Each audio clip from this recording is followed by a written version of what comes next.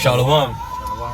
All praises, honor, and glory belong to Yahweh, Ba'ashem, Yahushai, Ba'ashem Rakakwadash. Double honors unto the elders and to the apostles of Great Millstone, and salutations to the hopefully elect. You know, the men that are pushing this word out in the highways and byways, in all truth and in sincerity. Alright? This is Brother Yakal. Brother Mashat. Brother Yawasab. You know, we're going to do a lesson on 1 Peter chapter 2, starting at verse 19 on down. Alright? You know, and Lord's willing that this lesson be edifying, you know, to the sincere men out there.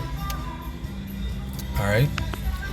So, we started at 1 Peter chapter 2 and verse 19. It says, "For this is thankworthy if a man for conscience toward the Most High endure grief, suffering wrongfully."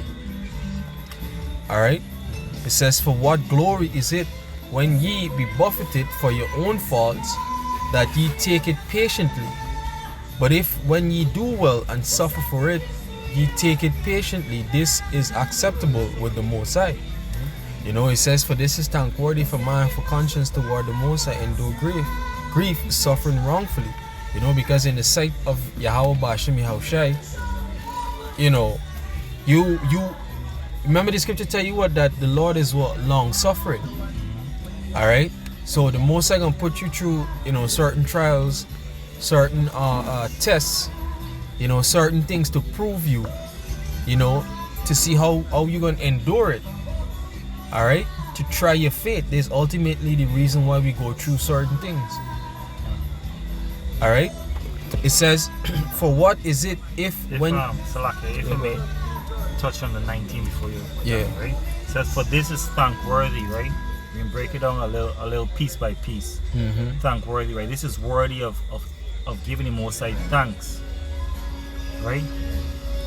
Was worthy of giving the Most High thanks if for conscience toward Yahweh. Conscience means with, and science or science means knowledge. To know. Right? To know. Right? If a man knowingly, right, toward Yahweh endure grief, suffer wrongfully. How you suffering wrongfully? Knowing that what you're doing is right. Going against the policies of Esau, going against your family coming against you, going against your friends, everybody coming against you. Right? This thankworthy that you able for be the opposition, because the Most High created things twain, one for good and one for evil. And for be of good is immensely thankworthy. You know what I'm saying?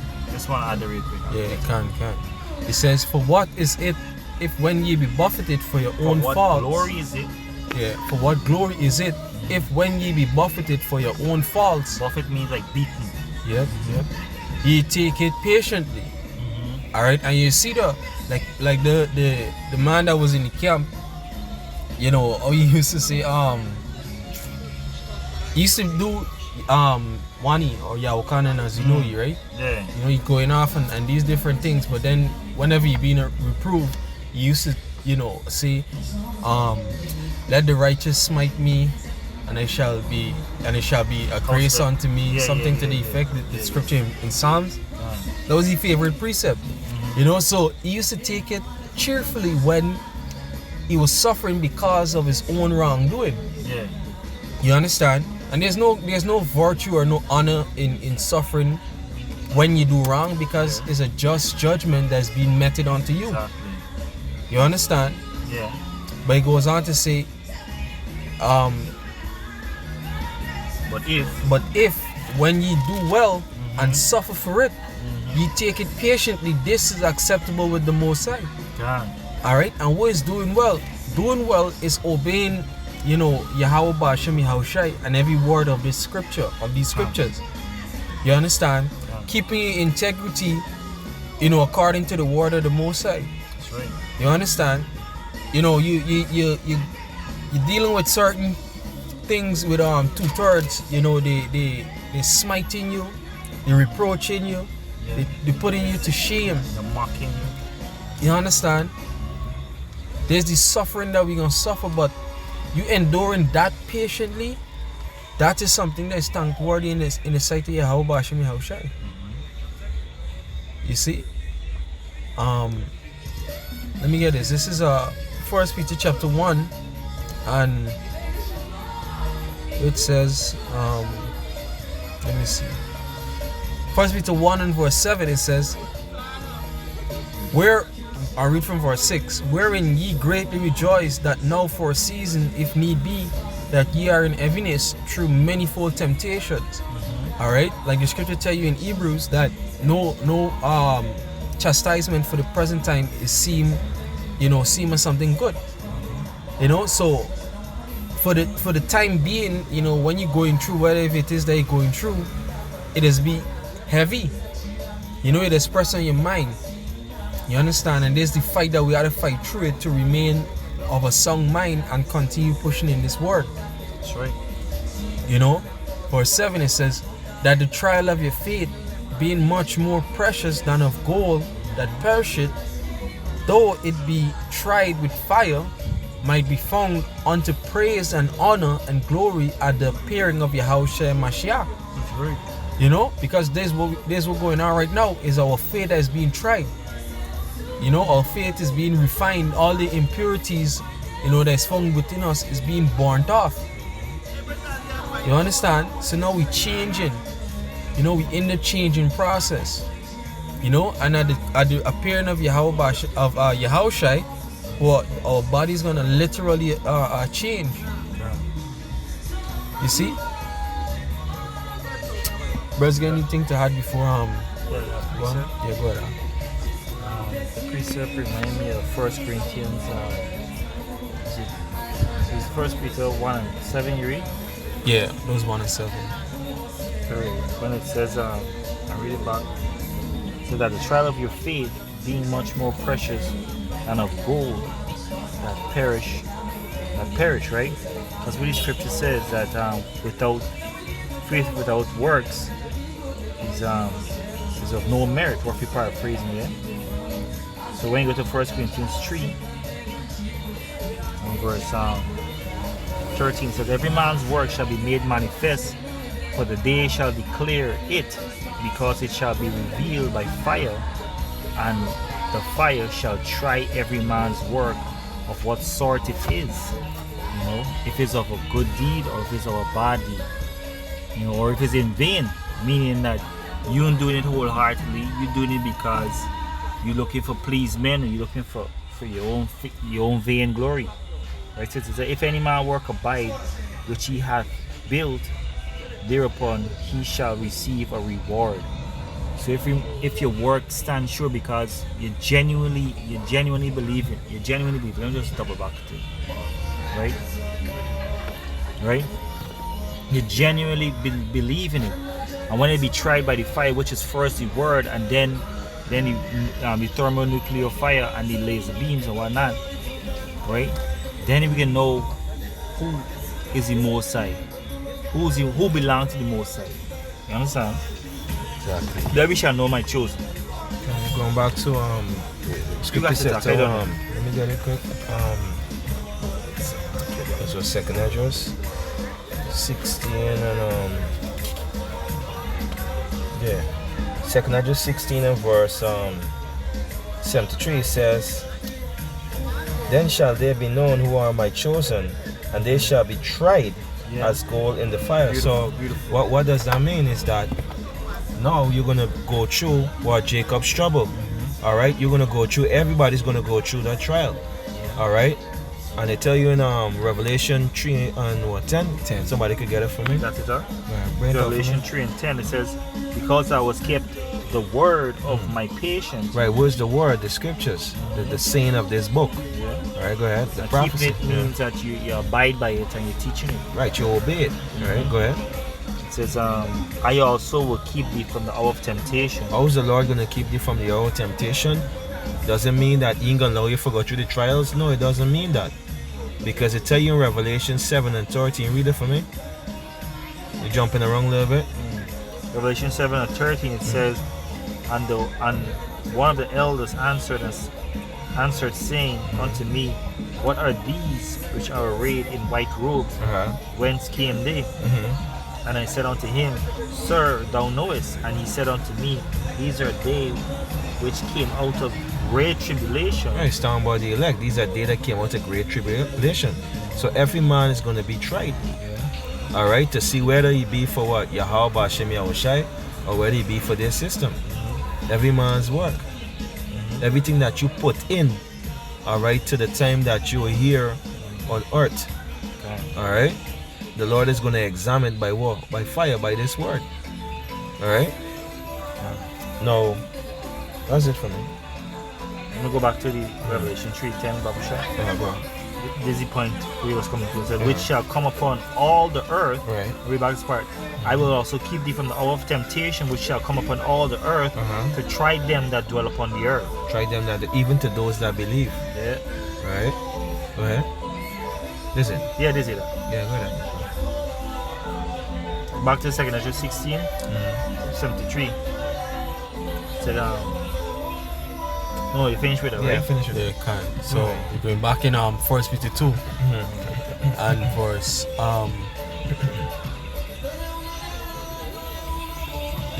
20. It says, For what glory is it if when ye be buffeted for your faults ye take it patiently? But if when ye do well and suffer for it ye take it patiently, this is acceptable with the Most High. Right, you don't buck up against it because, for example, Job was going through it. Right? Job was being tried. You know, he knew that, hey, he erred along the way sometime in his past life. You know what I mean? And the Most High is just concerning his mercy. Right? He exalts a man less than he deserves. Right? Even in the book of Ecclesiastes chapter 2, it tells you that the Most High requires that which is past. You know? Yep. Yeah, it says, For even ere until ye were called, because a Mashiach suffered for us, leaving on us an example that ye should follow his steps. You know, so Yahushai suffered, and when we go down more in the other verses, you're gonna see how the example that Yahushai left. But Yahushai being the example, the perfect example that we are to follow, you know, in his steps, you know, how he dealt with two-thirds, how he dealt with his other nations, how he dealt with his family, you know, and by family I mean they that you came up with, you know, your mother, your brother, your sister, so on and so forth. Even the men, the men in the truth. Exactly. Right? Because among them, all right, it's not easy for know that you have a man amongst you, and you know that this man is designed to betray you, to be put to death, and yet still show him, you know, that daily mercy, that daily humility, you know what I mean, and still being afflicted while you live. All right? Yeah. Go ahead. Yep. You know, it says, who did no sin, neither was guile found in his mouth. Alright. Verse 23, it says, who, when he was reviled not again. When he suffered, he threatened not, but committed himself to him that judgeth righteously. You know, and when you go into that word, revile, right? And revile, it go back to what? To being cussed out, you know, being put to shame, to being reproached. You're being disgusted. You see? To them, you're disgusted. Let me get it in the dictionary. I'll grab a shot. Let me just You can get it in the strong. Okay.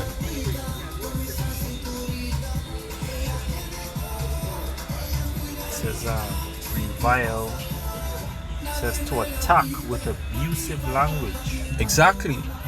Alright? And you couldn't imagine, you know, some of the things that Yahushai went through. The scripture tell you that what? That a prophet is without honor in his own household, you know, in his own country, you know, roughly paraphrasing the precept. Alright? And the scripture tell you what, for this reason Yahushai didn't even do a lot of miracles in his hometown. Bethlehem. right? Got the reviling done, ready? So you could imagine some of the things that Yahushua had to hear on a daily basis.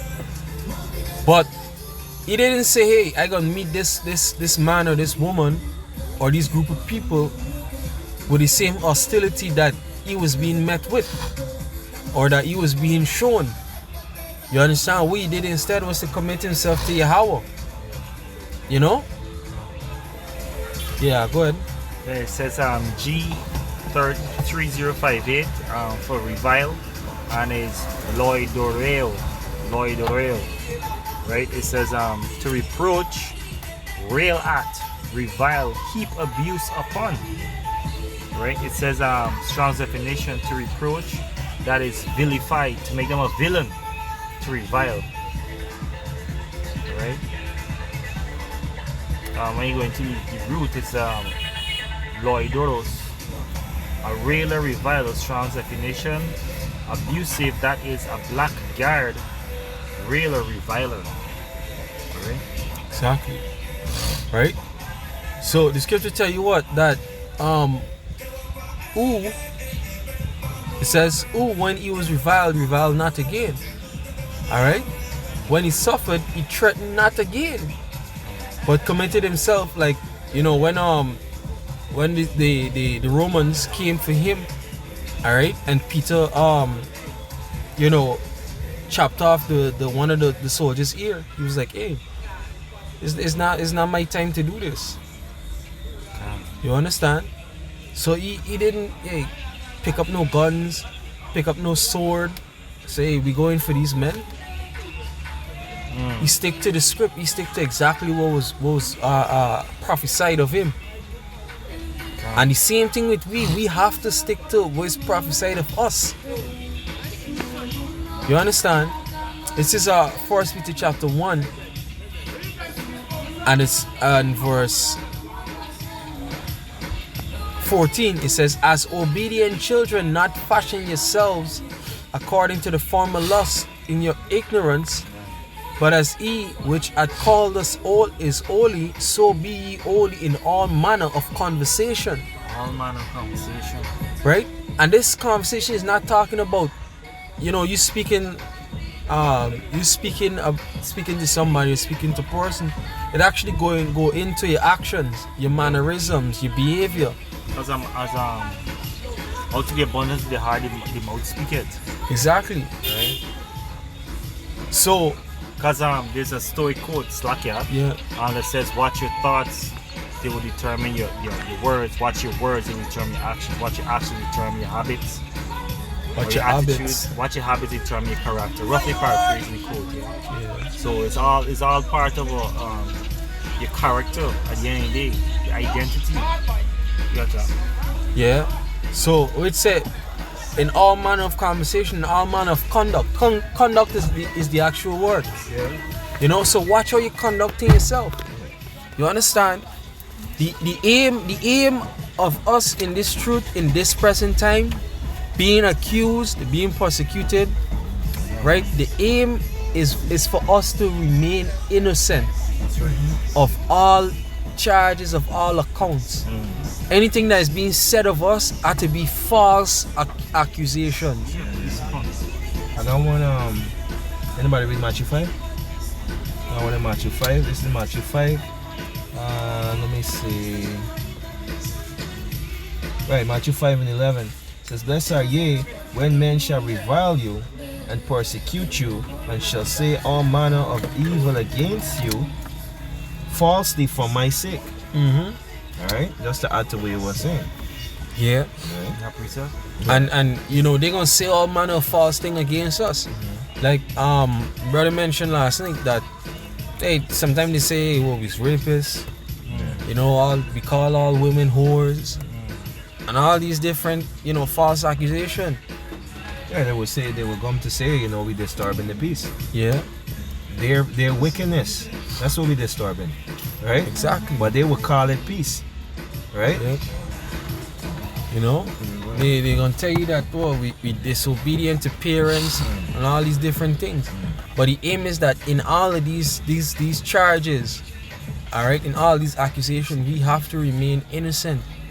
You understand? Let me see. Go ahead. Please follow. Go ahead. This is Philippians 2, verse 13. It says, "For it is Yahweh which worketh in you both to will and to do of his good pleasure. Do all things without murmurings and disputing." This is the point 15. It says that ye may be blameless and harmless, the sons of Yahweh without rebuke, in the midst of a crooked and perverse nation, among whom ye shine as lights in this world. So the way we can be blameless is because we committing and we suffering wrongfully. Exactly. We understand that what we're doing is right, and even though they can come against me, they can behead we, they can stone we, they can mutilate we, all sorts of stuff they can do we. But at the end of the day, we know it's all for the glory of Yahweh Hashem Yahshua, and Yahweh Hashem Yahshua can justify us, and then he can be justified to fuck niggas up, plain and straight. Yeah. And then they gonna suffer rightfully. Yep. Back in First Peter chapter 2 and verse 23. Who, when he was reviled not again. When he suffered, he threatened not, but committed himself to him that judgeth righteously. You know, so those men that be picking up guns, going out on the streets to preach, you know, all strapped up, you know, read the scriptures and see exactly what the scriptures say. You understand? Read the scripture, follow the scripture. Alright? You know, the phone had to chime in on this one, as the apostle will say. You know, verse 24, it says, "Who his own self bare our sins in his body on the tree, that we, being dead to sins, should live unto righteousness, by whose stripes ye were healed." Alright? So we are being healed, or we are healed through the stripes of Yahushua. The punishment, you know, or the suffering that Yahushua suffered, that's how we now receiving this truth. You know, that's how we've been called to Yahweh Bashem Yahushua. It says, "For ye were sheeps going astray, but are now returned unto the shepherd and bishop of your souls," which is who? Yahushua. Yep. That was it. So, Lord's willing that this quick lesson was edified. I want to give all praises, honor, and glory to Yahweh, Ba'ashem, Yahushua, Ba'ashem, Rakah Kodash. Double honors unto the apostles and to the elders of Great Millstone once again. And salutations to you brothers that are out there, you know, pushing this word out in truth and in sincerity. Shalom. Shalom.